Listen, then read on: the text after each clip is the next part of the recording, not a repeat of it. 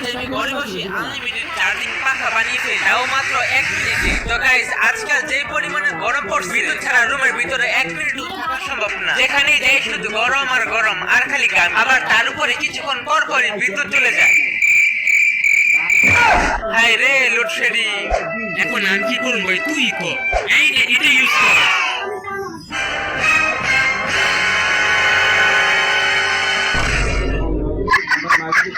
ধুরু, আর ভালোই লাগতেছে না। এদিক দিয়ে কারেন্টের জ্বালা, এদিক দিয়ে লোডশেডিং এর জ্বালা, আবার এদিক দিয়ে এই ফ্যানের জ্বালা। এখন আমাকে কিছু একটা করতে হবে।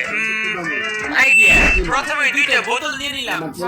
এক বোতলের উপরে অংশ কেটে পাখা বানিয়ে নিলাম, আর এক বোতলের উপরে মাঝখানে নিচে কারখানা গরম করে কানা করে নিলাম, সাথে পাখার মধ্যে। তারপর একটা কাঠির মধ্যে পাখা লাগিয়ে তার মধ্যে সুতা বেঁধে নিলাম, এবং সবশেষে দ্বিতীয় বোতলের ভিতরে কাঠি দিয়ে দিলাম। হয়ে গেল আমাদের আনলিমিটেড চার্জিং পাখা।